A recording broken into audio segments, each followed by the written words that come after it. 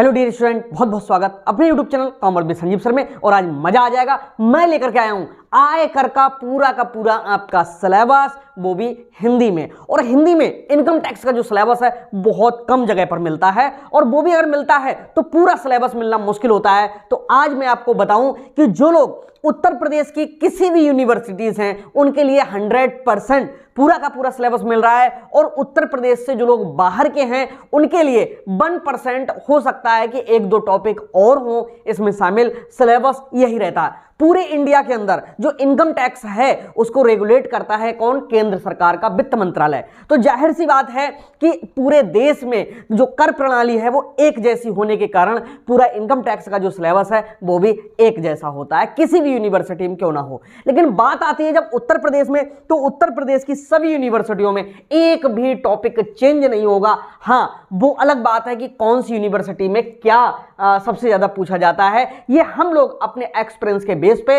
ये पहले से ही क्लियर कर देते हैं। और जो लोग पेड क्लास में जुड़े हुए हैं उनको पहले ही बता दिया जाता है कि तुम्हारी यूनिवर्सिटी में ये आने वाला है। ओके, तो आइए लग जाइए और शुरुआत करते हैं आज से इनकम टैक्स के सिलेबस के बेस पे। जो 4th सेमेस्टर है उत्तर प्रदेश की सभी यूनिवर्सिटियों में, कुछ में स्टार्ट होने को है, कुछ में स्टार्ट हो गया है। ओके, तो उसमें इनकम टैक्स बिल्कुल एक जैसी होगी। और हाँ, हर यूनिवर्सिटी का जो पेपर पैटर्न है उसमें थोड़ा थोड़ा अंतर है, और डिफिकल्टी लेवल में भी अंतर होता है। तो उसी के बेस पे आपको पूरा कोर्स कराया जाएगा। जो लोग हमसे जुड़ना चाहते हो 9719811101 ऑफिस का व्हाट्सएप है, जिसके द्वारा आप पूरी जानकारी ले सकते हो, हमसे जुड़ सकते हो। बहुत अच्छी तैयारी जैसे गत 3rd सेमेस्टर में हुई थी उससे भी ज़्यादा अच्छे ढंग से अब होगी, क्योंकि 3rd सेमेस्टर में कुछ बच्चे हमको बहुत लेट मिल पाए थे, अब पूरा समय। तो आइए शुरुआत करते हैं भाई।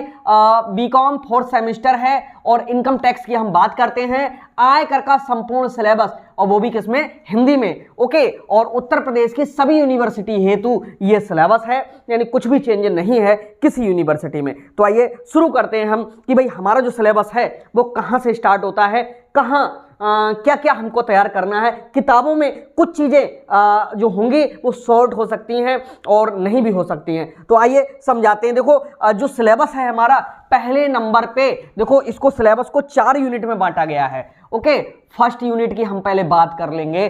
फर्स्ट यूनिट में जो रखा गया है टैक्सेशन पॉलिसी ऑफ राजा टोंडरमल। ठीक है, तो यहां पर पहले नंबर पे उन्होंने लिखा है राजा टोंडरमल की कर प्रणाली क्या थी। इसके बारे में बहुत ज्यादा नहीं पूछा जाएगा, ये भी मैं आज ही कंफर्म कर दूं। क्यों नहीं पूछा जाएगा? क्योंकि राजा टोंडरमल जो थे अकबर के 9 रत्नों में से एक थे, और ये अकबर के जो मुगल साम्राज्य था उसमें वित्त मंत्री थे। कौन थे ये राजा टोंडरमल? वित्त मंत्री थे। ठीक है, इनके हाथ में सारा का सारा वित्त संबंधी कार्य अकबर ने सौंप दिया था। ठीक है, तो अकबर के 9 रत्न थे, उनमें से ये एक महत्वपूर्ण पद संभाले हुए थे राजा कौन? टोंडरमल। ठीक है, इनकी कर प्रणाली ये किताबों में नहीं मिलेगी आपके लिए, और इससे क्वेश्चन भी आने का नहीं है। और इनका जो जन्म हुआ था वो 1 जनवरी 1500 में हुआ था। ये सने याद कर लीजिए कहीं अगर आ जाए। और जन्म स्थान था इनका लहरपुर, यूपी में है। ओके, वहां इनका जन्म स्थान है। और इनकी जो मृत्यु हुई थी वो हुई थी 8 नवंबर 1589। कहां हुई थी? लाहौर में। ठीक है, इतना और याद रखिएगा इनके बारे में। ठीक है, और मुगल साम्राज्य में वित्त मंत्री थे। इन्होंने क्या है कि उस समय राजा अकबर के समय से ही कर प्रणाली अपनाई थी, यानी भूमि कर इनके समय से शुरू हुआ था। और जो भारत में कर प्रणाली की व्यवस्था थी वो इन्हीं ने शुरुआत कराई थी, अकबर ने कराई थी, इनके द्वारा कराई थी। ठीक है, तो चलिए इसके बाद में हम बात करते हैं। ये तो एक छोटा सा पार्ट हो गया जो 2-3 नंबर में आया तो आया, नहीं तो नहीं आएगा मोस्टली, लेकिन हमारे सिलेबस में है इसलिए हमने यहां पर बता दिया। इसके बाद में आयकर का अगला जो टॉपिक है, मार्कर चेंज करें भाई। चलिए, आयकर का अर्थ, आयकर का अर्थ, विशेषताएं बहुत इंपॉर्टेंट हैं। विशेषताएं वेरी इंपॉर्टेंट हैं, यहां इंपॉर्टेंट वेरी इंपॉर्टेंट लिख देते हैं। ठीक है, इतिहास ये हमारे सिलेबस में पूरा है। आयकर का इंट्रोडक्शन है यहाँ पर, इंट्रोडक्शन जिसके लिए बोलते हैं। ओके, और इसकी परिभाषाएं, विशेषताएं, अर्थ, परिभाषाएं और विशेषताएं और इतिहास, ये हमारे सिलेबस में है और इसके संबंध में हम यहाँ से लगातार वीडियोस के माध्यम से दे रहे हैं और जो लोग जुड़े हुए हैं उनको तो बहुत ही सरल पीडीएफ नोट्स मिलेंगे। ओके, और इसके बाद में जो हमारा पूछा जाता है वह है करदाता किसे कहते हैं, करदाता क्या है, ठीक है, और व्यक्ति किसे कहते हैं। देखिए, आयकर में व्यक्ति का मतलब सिर्फ इंसान से नहीं लिया गया है, जितनी कृत्रिम संस्थाएं हैं उन सब से लिया गया है, यानी किसी का भी नाम हो, चाहे बैंक हो, स्कूल हो, संस्था हो, व्यापार का नाम हो, उसको हम व्यक्ति बोलेंगे। ठीक है, आय क्या है, आय क्या है, कुल आय किसे कहते हैं, कुल आय, एक एक वर्ड ध्यान रखना, ठीक है, ये सब आपके सिलेबस में है। और गत वर्ष किसे कहते हैं, गत वर्ष, साथ में कर निर्धारण वर्ष,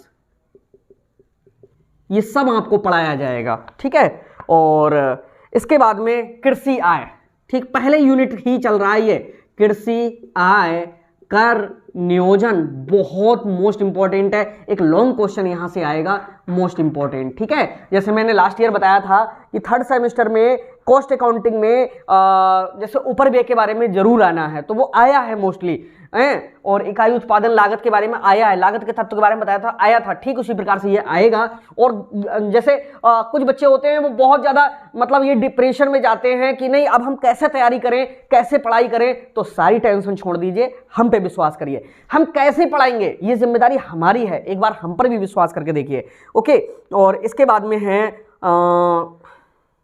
ठीक है, निवास स्थान का निर्धारण, निवास स्थान व कर दायित्व।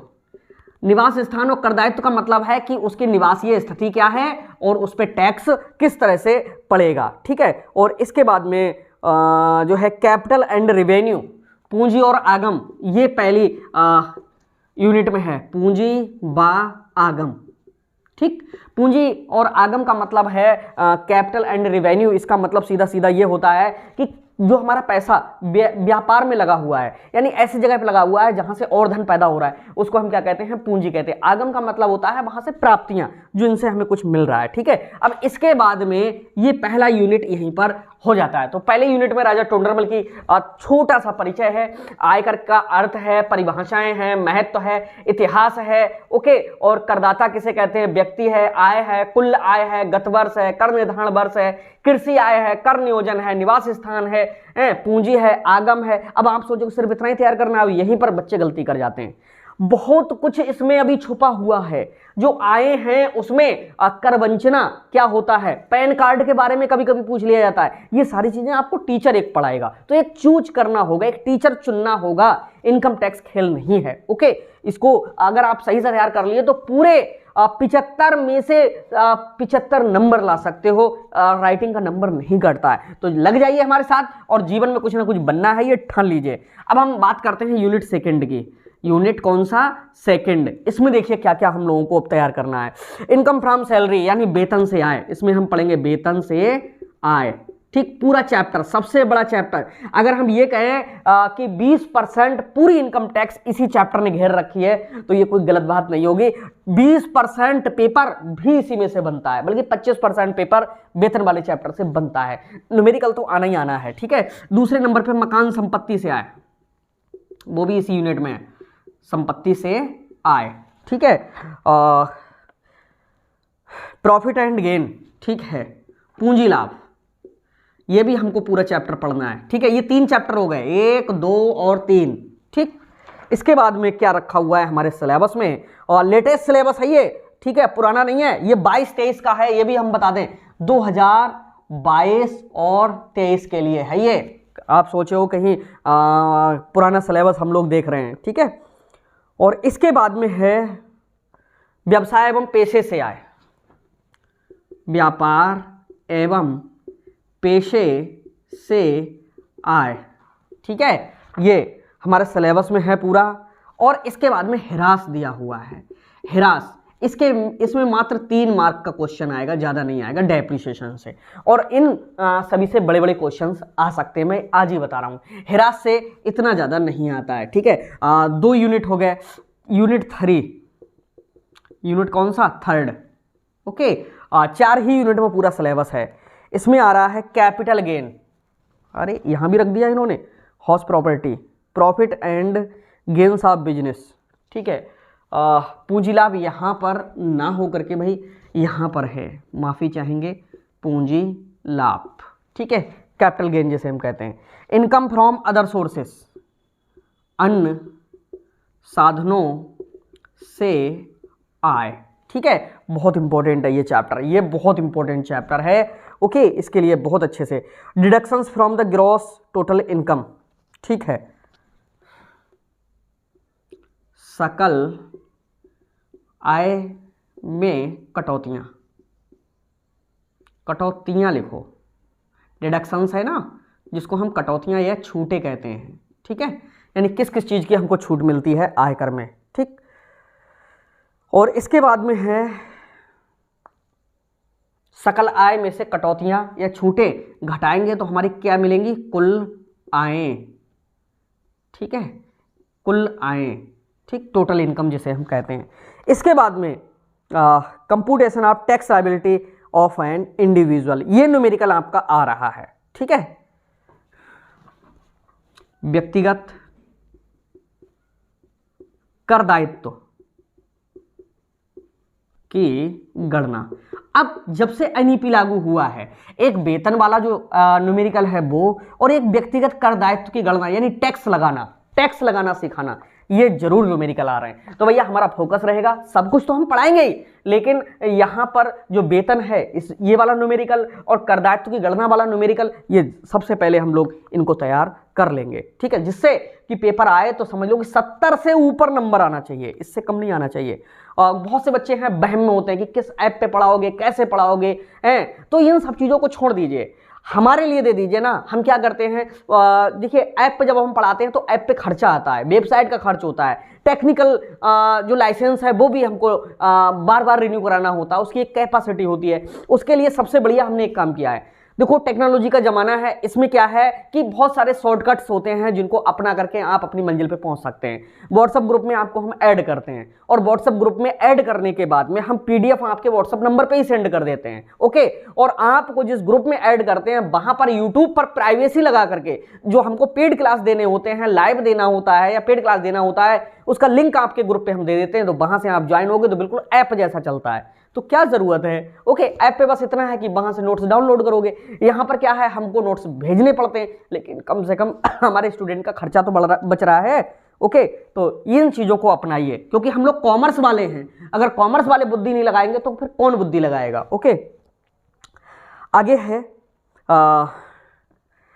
Computation of tax liability of individual हो गया। अब आते हैं हम 4th यूनिट में, ठीक है। चलिए नीचे हो सकता है ना दिखे तो थोड़ा ऊपर 4th यूनिट की हम बात करते हैं। उसमें 4th यूनिट में देखिए क्या क्या है।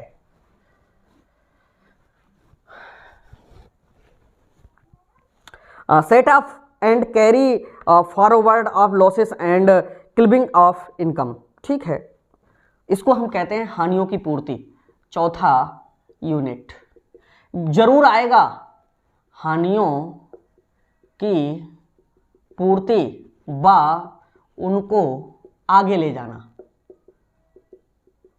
ओके। यहां से एक थ्योरी में 100% प्रश्न आएगा, बच नहीं सकता है, ठीक है। और क्लिपिंग इनकम, क्लबों की आय, क्लब कहते हैं नहीं, क्लब देखे होंगे, क्लब्स की आय, ठीक है, इसकी कैलकुलेशन होगी। Procedure of assessment and income tax authorities, ठीक, आयकर अधिकारी के कार्य दायित्व, ठीक है, इनके बारे में आपके लिए पढ़ना है। आगे है एडवांस पेमेंट ऑफ टैक्स, कर का पूर्व भुगतान, ठीक है, एडवांस में भुगतान जिसे हम कहते हैं। एक और पूछा जाता है आपसे, उद्गम स्थान पर कर की कटौती, यानी जहां से इनकम हो रही वहीं पर टैक्स काट लेना, ओके।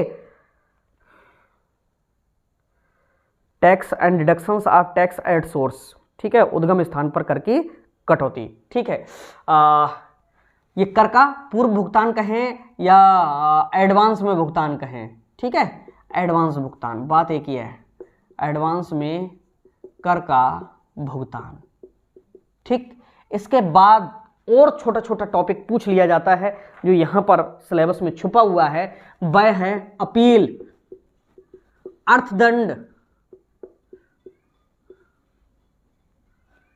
जुर्माना।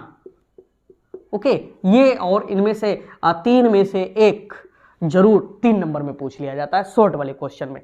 तो ये हमारा हिंदी में सिलेबस था और इसके डिस्क्रिप्शन में जो प्लेलिस्ट है वो पूरी पड़ी हुई है इनकम टैक्स की, और वहां से आपको आगे तक का जो कोर्स है मिलता चला जाएगा। और अभी आप अगर जुड़ना चाहते हो तो जो फीस है हमारी उसमें 300 का डिस्काउंट भी चल रहा है। ओके, तो अगर पेड क्लास ज्वाइन करना चाहते हो तो पूरी जिम्मेदारी हमारी है, उसमें हम सारा जो आपका 4th सेमेस्टर है उसके सभी सब्जेक्ट कराएंगे, सभी के नोट्स देंगे। तो मिलते हैं नेक्स्ट क्लास में, तब तक के लिए बाय बाय। और हम अनुरोध करेंगे कि आपके साथ के जितने भी स्टूडेंट्स हैं उनको हमसे ऐड कराने के लिए जरूर थोड़ा सहयोग कर दें। मिलते हैं नेक्स्ट क्लास में, तब तक के लिए बाय बाय।